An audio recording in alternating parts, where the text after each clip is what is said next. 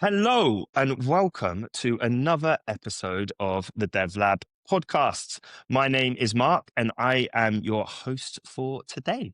And today we have a very, very special episode that I am very excited for. We are going to be joined by Safira, who leads digital and technology service management at Marks and Spencer's. With over 20 years of experience leading transformation across healthcare, finance, and now retail, Safira has built a career at the intersection of technology, culture, and resilience. And we're going to get into all of that today. At Marks and Spencer's, Safira is helping to shape service management, strengthen ways of working, drive the growth of the Manchester Tech Hub, which we're going to talk a little bit about, and build inclusive and high-performing teams. Today, we're going to explore Safira's career journey, how crises can become a catalyst for transformation, and why culture, growth, impact, and opportunity are at the heart of digital and technology at M&S. Safira, welcome to the show. Thank you for having me. Really excited to be here. Awesome. Well, we're very excited to have you. Let's start at the origin story of your career. What first drew you into technology in the first place, and then what led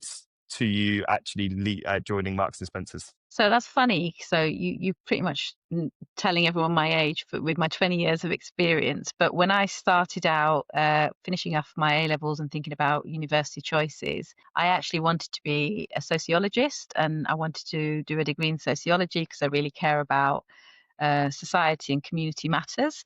But I was also thinking about what would be right in terms of a career that was going to earn me money, and what was happening 20 plus years ago. Tech was just, it was the place to be.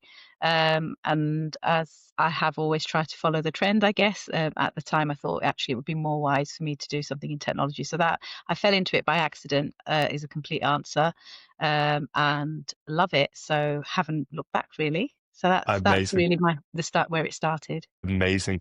It's funny because obviously at HackerJob, we're an online hiring platform. We get to work with lots of TA professionals, and TA professionals always say, I fell into recruitment. I didn't grow up saying I want to be a recruiter. I fell into it. And it sounds like a similar journey for yourself. Talk us through that career journey, and ultimately what led you to Marks and Spencer's? Why decide to take the move over to M&S?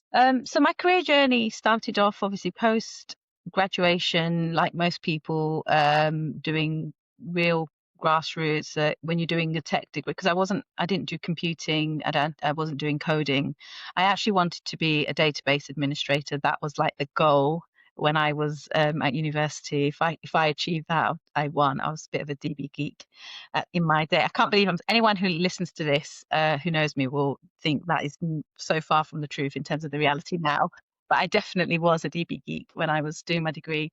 So I started off doing support in a logistics firm, actually. We're part of the Persia Group, just doing in the office IT support, providing hub and spoke support across all of their logistics sites across the country.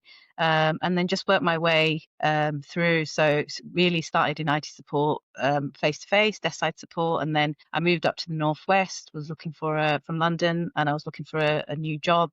At the time, it was either contact center or service desk.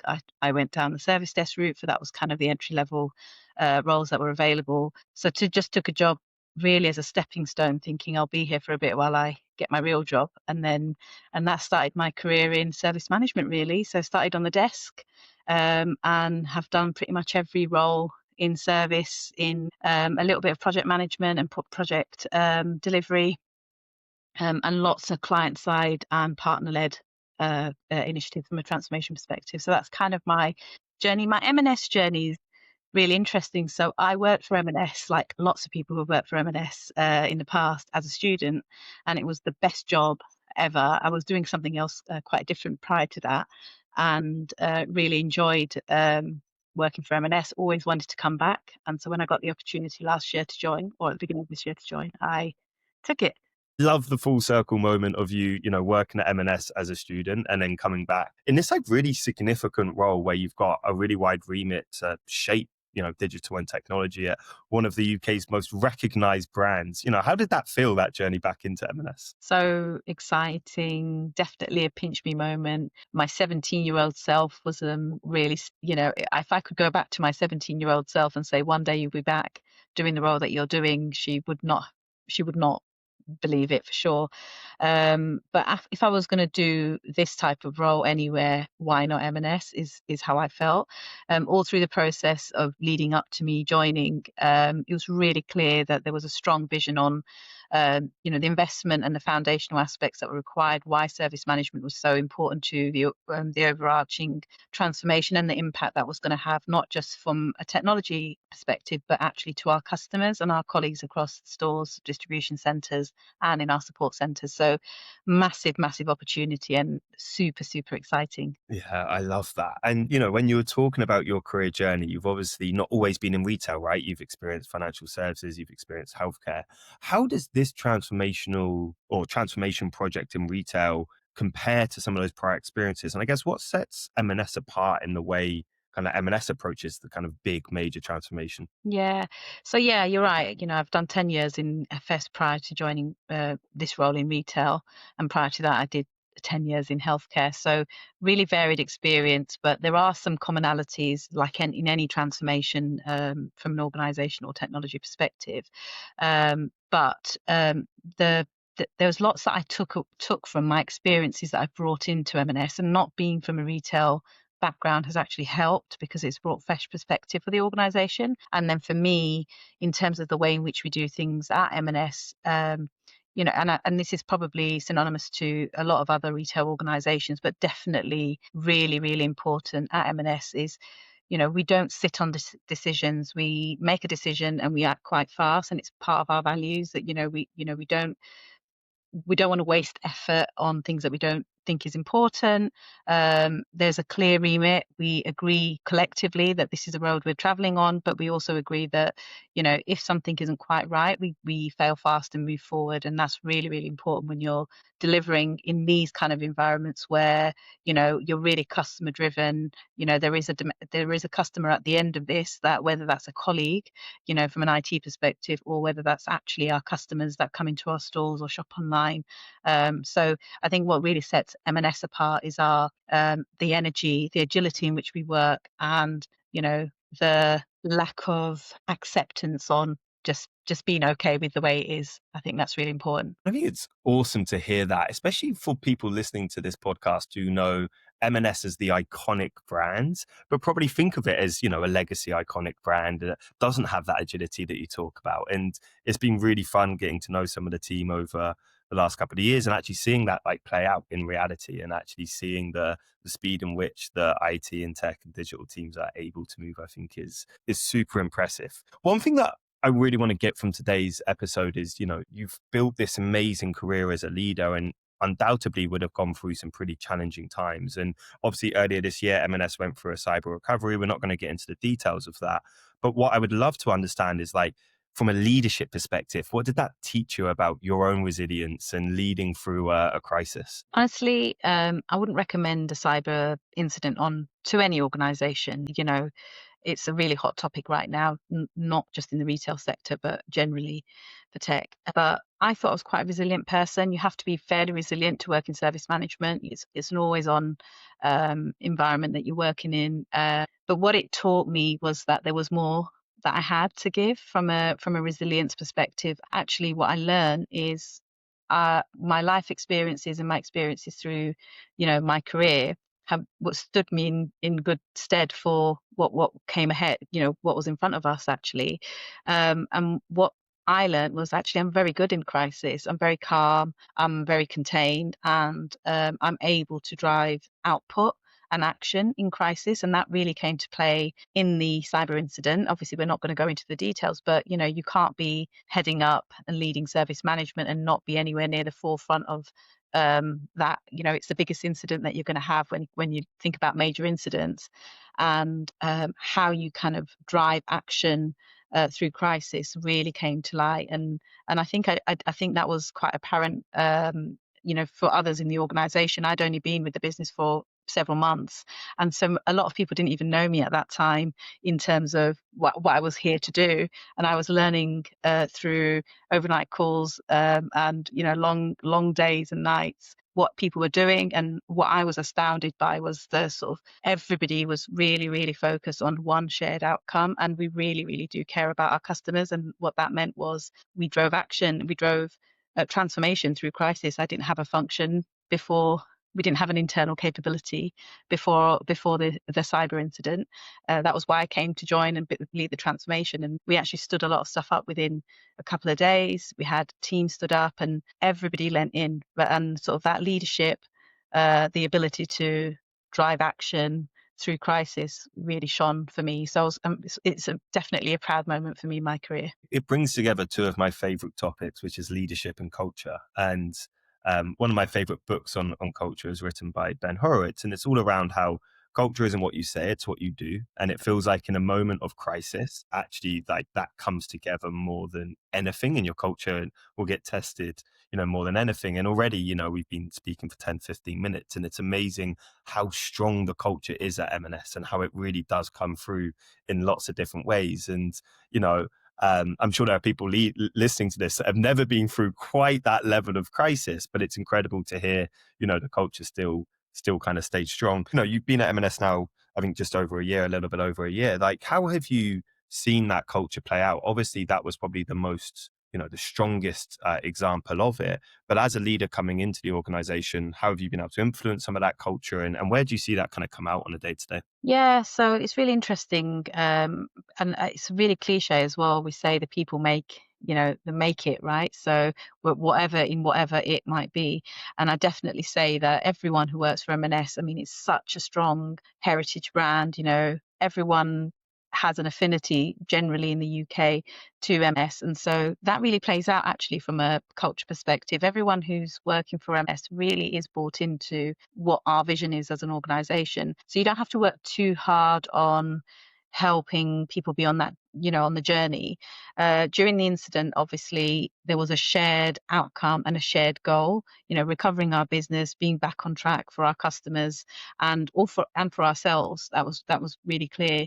Something, yeah, leading around kind of that shared outcome and shared goal is it's like super powerful. But something else you said that really stood out, which was, you were brought in to kind of build out this service management function and, kind of lead that transformation. And you're able to spin things up in days that probably would have taken weeks or months, beforehand. I think, service management is often seen as kind of that front door to IT. How do you build that culture that makes that first experience like really positive for colleagues when you're thinking about coming in and kind of leading this transformation? Yeah, it's a fab question, and actually something that me and my team reflect on. My team's still building out, my retained team is still building out, but um, I'll be honest with you, when you're in that crisis mode, often people don't want to be told, we're going to do things in a more governed way, and we're going to want to check what you're doing a little bit, especially when it comes to making changes.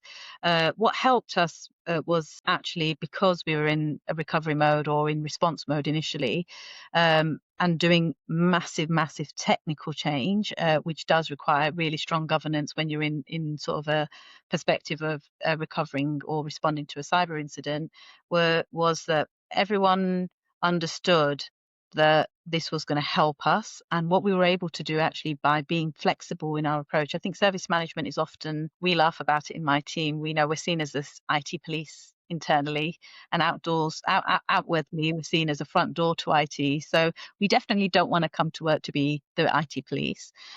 We absolutely want to be there to enable the business. And I think what I was able to demonstrate quite quickly, and then through the team that we put together, was that actually we were all working towards a shared outcome, and the shared outcome was, having a safe, secure, resilient technology stack that was going to support our customer base. So I think just the manner in which we did things helped, and that has helped shape the culture. There's definitely still lots to do. You can't change culture or build culture in a day, especially when it comes to having additional rigor around what you're doing day to day.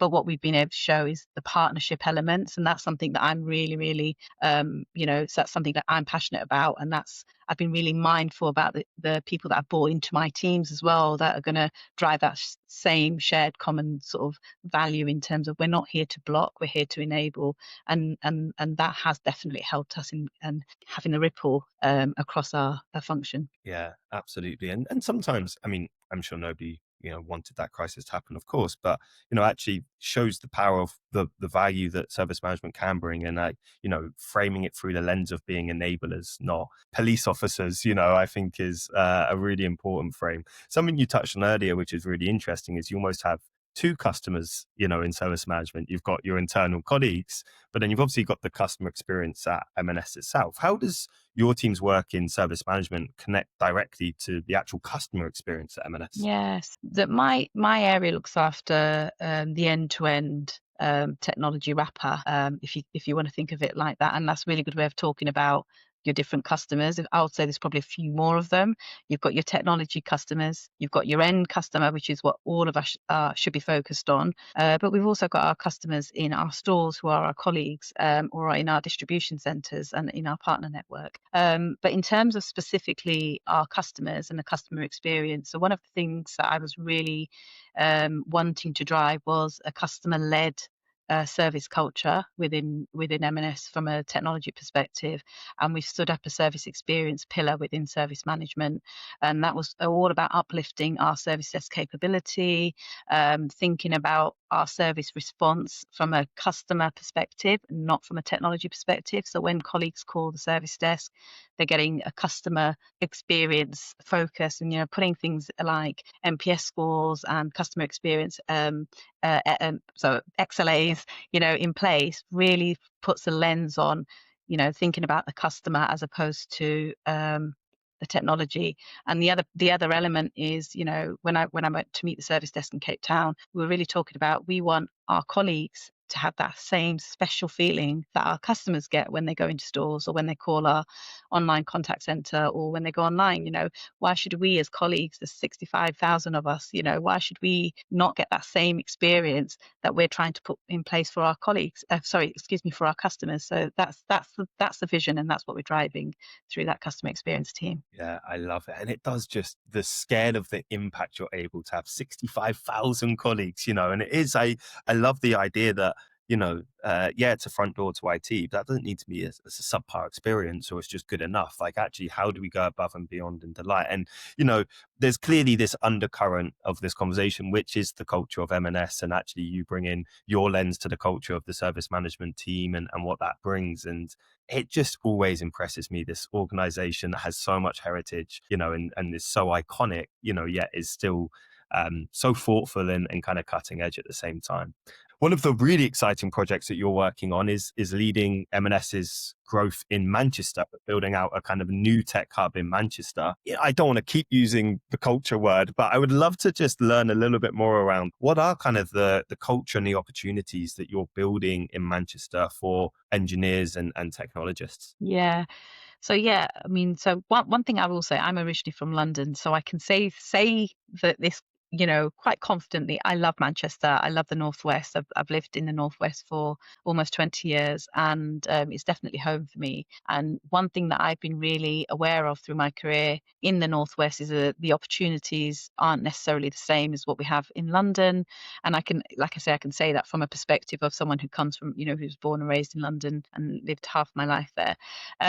So one of the things that was really exciting about this opportunity when I joined M&S was building out the tech hub in Salford Quays. So the office in Manchester is a fantastic space. At the start of the year, that was an empty floor. We've now built it with all the latest technology. We've got fun collaboration spaces. We do lots of social activity, cross-functional. So we've got a plenty of opportunity to come over the coming, year or two in terms of continuing to build that out. So as we build service management, we also want to, focus on engineering, some of our architecture capability, and broader technology roles that we've got, and what we want it to be. And I'm quite a competitive person, so I always talk about, Salford Quays being just as exciting, if not more exciting, than the London office. And so that's just a little bit of fun that we have with it. But yeah, it's a really great space, and there's a real sense of community in that, in what we're building in Salford Quays. And as I say, there's only a few of us yet. I mean, the floor's getting quite full, but there's still more space for some of our engineering colleagues to join us. But what I'll say, for anyone looking at roles at M&S, there's a fantastic tech community that we're building, and it's a really great place to be. And whenever we get people coming up from our Waterside office or other offices, for M&S offices, they're always like, "This is a really nice office, and it's got a really nice vibe." And I'm like, "Yeah, it is. Come and work here." So yeah, it's brilliant, and I think there's lots more that we're going to be doing as we move into the new year as well. I love the competitiveness. We've all got a bit Yeah, of a competitive of edge to course. us. And it's really true what you say, right? It's, we've been doing Hack Job now for 11 years, and the Northwest has come on tremendously in that time. But it's only because organizations like M&S are willing to make the investment and are willing to do that. And I think it's brilliant for the UK more broadly. It's obviously great for everyone in the Northwest. There's And so much talent. if you Yeah, are there's so much talent in the totally, Northwest. There's so much talent, and it's such a shame that more organisations aren't doing what M&S are doing. So, like I say, when I got offered the role, I was also, told about the opportunities at Salford Keys, and yeah, part of my role is being site lead, and I love it. I absolutely love it. And I love the fact that it aligns to my own personal goals, on inclusion, on, attracting the best talent, all of that good stuff. Yeah. So really good, positive way forward. let's double down on that final comment you made there. I know, you are super passionate about inclusion and women in tech. Like, when you're thinking about building diverse, high performing teams, what does that mean to you in practice? So I think diversity, equity, and inclusion, it gets a bit of a bad rap, and recently it's not trendy to be, focused on inclusion, which, as someone who doesn't like to follow the crowd, um, I totally not on that journey. I think inclusion and diversity is more than a classification, so it's more than what your gender or what what race you are or what your background is or any of the other protected characteristics. It's diversity of thought, it's diversity of self.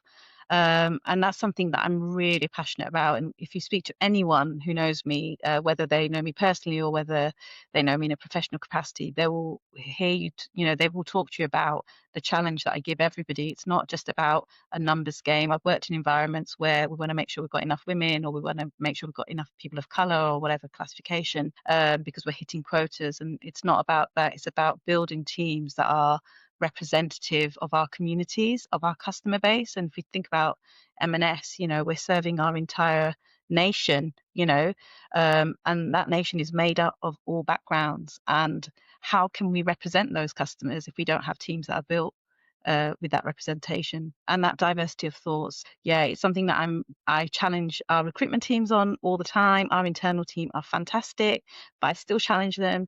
I want to see lots of diverse thinking, and with that diverse thinking comes diversity of background. There still are far too few women in technology and senior roles. There's still far too few women of color in senior roles, and I want to represent that really. So, and my teams champion that too. So I think it's all about challenging each other and, thinking about that when we're having team meetings. Not everyone just not agreeing to what I'm saying or what each other's saying. That's the diversity of thought, and that's what's going to come to play for our customers in terms of output and value. It's so well said, Safira. I think M&S should get you on the biggest stage in the UK and tell that story of D&I, because, I spend a fair amount of my time in the US, and, obviously this happened with the current administration, means that it has come out of fashion. And I think what you have just encapsulated is why it actually matters. It is not about box ticking. It's not about quotas.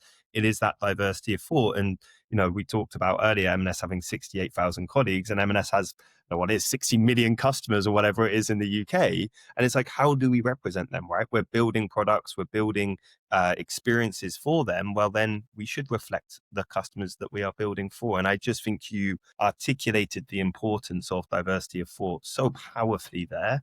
And I wish more companies saw it that way and not as a, some type of quota or whatever it is. And to your point, we still don't have enough representation at a leadership level. And I think that it's role models like you that will enable that to happen, right? My little sister's an engineer, and she works in a very male dominated environment, and she'll call it out to me. She'll be like, "Oh yeah, but I met this woman who's in this role, and it's like really exciting, right?" And it's like so powerful. I think major props to you for putting yourself out there, and I think that like I said, I wish M&S just got you on the biggest stage in the UK to tell that story on the Well, E&I, because they're I, listening to this, so you never know. Watch this space. I love it. I love it. Switching gears slightly, it'd be remiss, given that we're doing a tech podcast, if we didn't talk about AI. It is the hottest topic in the world right now. And, deliberately so, we wanted to leave this towards the end because everyone's talking about AI. But I actually think it's really interesting. I've not met and had a conversation with somebody in service management and the impact that AI is going to have. So I'm very curious for your perspective on like the biggest opportunities for AI to improve service management in retail. Yeah, I think there's quite a few, and actually service management, and if you think about customer, like if you think about the contact center environment, they've been probably at the forefront of some of the AI or machine learning for a number of years. If you think about the chatbots that we've had, some of the self-help that a lot of organizations have put in, we're just calling it different things nowadays. So from a service management perspective, there's absolutely lots of opportunity. And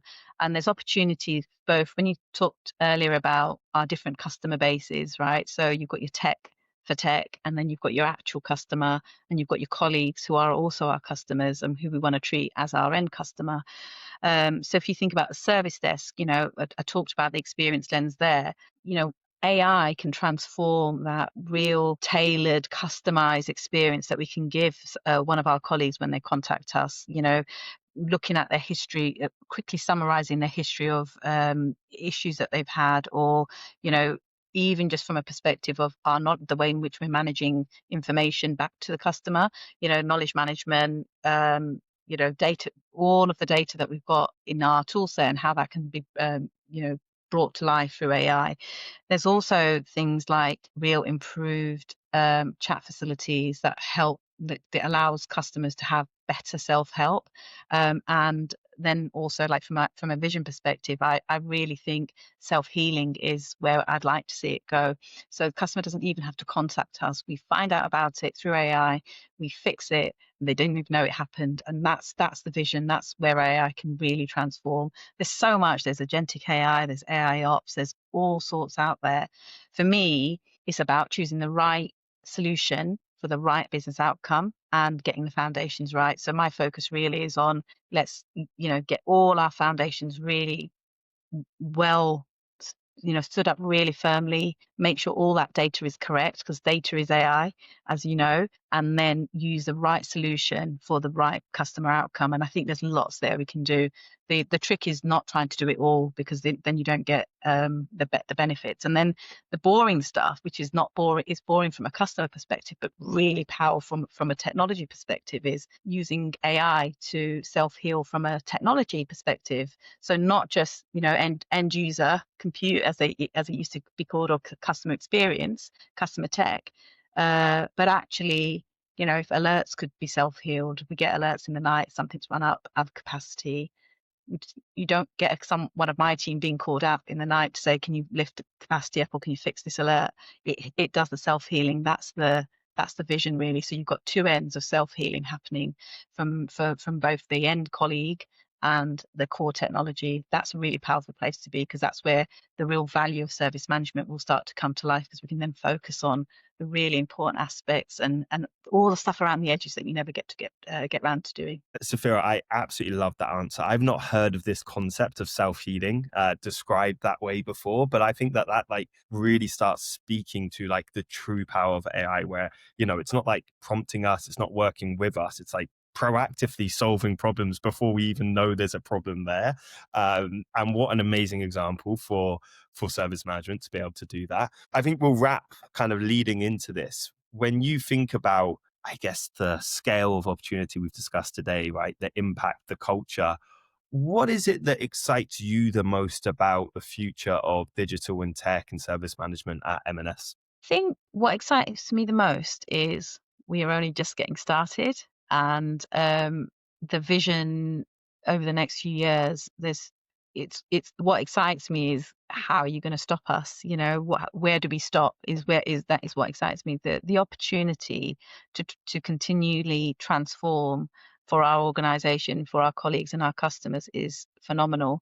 And actually the impact that's going to have is phenomenal. So for me, what excites me is seeing the benefit of what we're doing, seeing the ripples that we're making as a function. And, me and my team talk about this all the time. It's a small wins. And when I have a fully fledged function and we've got people coming to us to say, can you also help us with X, or can you also help us with Y? I feel like, we've really achieved what we set out to. But I don't think transformation ever ends. So I just feel that we're just on a journey that's going to continue to evolve and continue to transform, as our business, needs change. So yeah, it's a really, really exciting place to be. And it's a real, we're at the forefront of that transformation. Our challenge is going to be not doing too much too soon, and also helping all our colleagues along the way for them to sort of see what's in our brains and what's in our vision as well. I love it. I love it. What a way to conclude today's conversation. I think the things for me that really stand out, the culture at M&S clearly, and how special that is. Yourself as a leader and that resilience that you maybe knew you had deep down within, but really experienced through the cyber incident. We have to end on plugging the Manchester Tech Hub. If you are in the Northwest and you are working in technology, you should absolutely check out M&S's office. And not just that, to your point, Safira, I'm sure we're going to be doing lots in the community, in the Northwest for the wider tech scene. But Safira, thank you so much for joining us today. I've absolutely loved this conversation, and we have to do a round two at some point in the future, because I'm Absolutely. sure we could speak for another hour. Yeah, no, thank you for having me, and absolutely happy to join again whenever you want me to come back.